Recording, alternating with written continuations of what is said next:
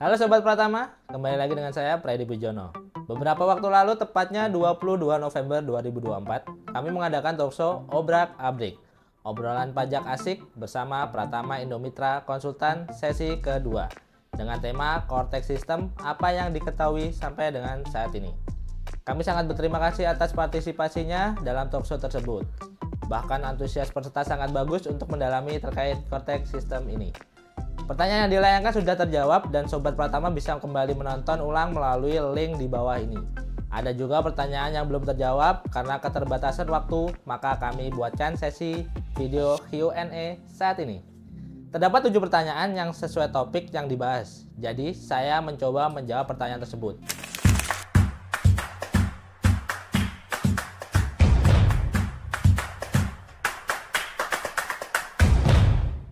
Dari Ivana Lara Putri, izin bertanya Pak atau Ibu, saya sudah registrasi PIC di akun DJP WP Badan. Tetapi ketika login di Cortex kok hanya sebagai WPOP ya?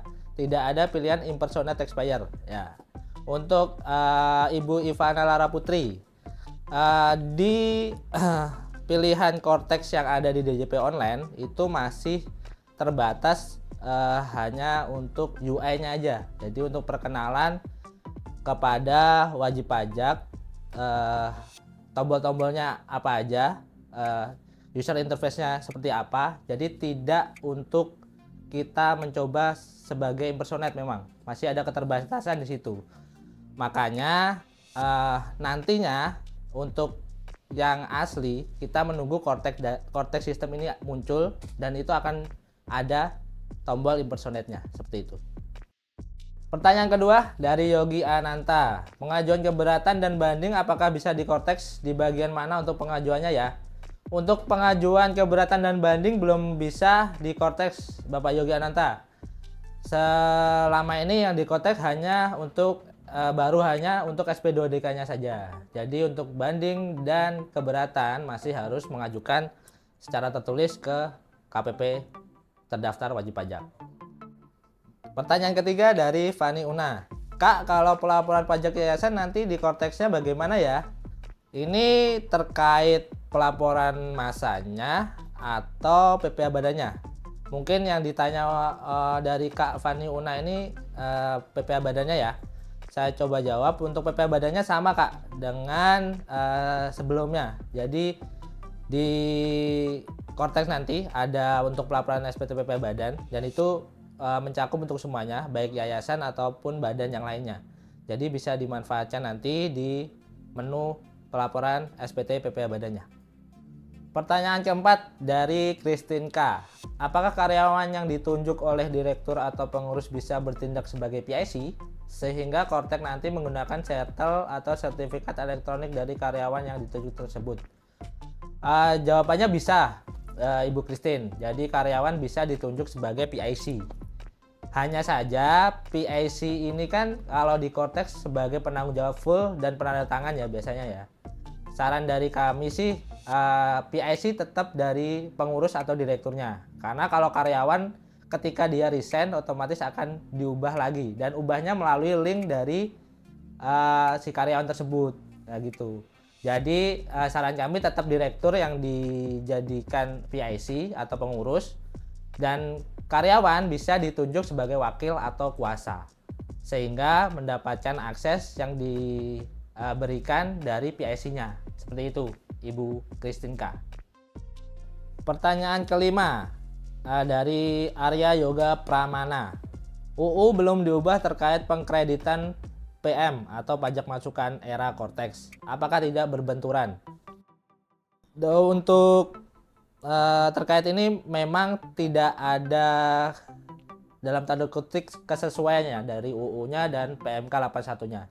Di PMK 81 sesuai yang saya jelaskan kemarin di talkshow sesi kedua bahwa pengkreditan pajak masukan di masa yang sama. Sedangkan di UU-nya masih mengakomodir pengkreditan 3 bulan. Jadi kalau dibilang pembenturan bisa dibilang seperti itu, berbenturan. Kita tunggu saja apakah kedepannya nanti undang-undangnya akan direvisi, disesuaikan dengan PMK 81 atau PMK 81-nya yang akan menyesuaikan dengan undang-undangnya. Yang pasti di Cortex-nya itu secara teknis pengkreditan nanti akan di masa yang sama. Jadi mau tidak mau wajib pajak harus melakukan pengkreditan di masa yang sama di Cortex nanti. Pertanyaan ke-6, Tiara Pandansari. Bagaimana aturan pembuatan faktur pajak atas barang konsinyasi di Cortex? Untuk teknis pembuatan faktur pajak masih tetap sama dengan faktur pajak yang lain. Tapi mungkin nanti diperhatikan aja saat terutangnya untuk apakah ini konsigni atau konsignor. Begitu Ibu Tiara Pandansari. Pertanyaan ke-7 dari Dudi Inawan. Masalah utama di Cortex ini ada pada pre-populated PPN yang antara pajak keluaran dan pajak masukan berbeda periode bulan. Bagaimana dengan transaksi penjualan keluar pulau?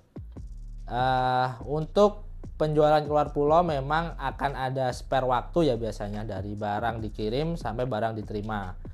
Cuma saat terutangnya memang harus sesuai dengan peraturan, yaitu mana yang lebih dulu saat penyerahan atau saat pembayaran. Jadi ketika memang penjualan itu keluar pulau dan sudah diserahkan dan sudah memasuki kategori penyerahan sesuai undang-undang PPN, maka itu harus sudah terutang dan dibuatkan faktur pajak keluarannya. Dan mengenai perbedaan antara pajak masukan dan pajak keluaran, mungkin itu bisa dikoordinasikan dengan konsumen ataupun vendor untuk pengakuan atas penjualan atau pembeliannya dari perusahaan.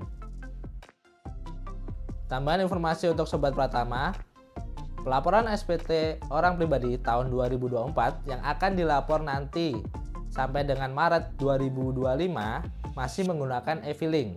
Sedangkan untuk pelaporan SPT PPh Badan yang akan dilapor sampai dengan akhir April 2025 masih menggunakan e-form yang dapat di-download di platform DJP online.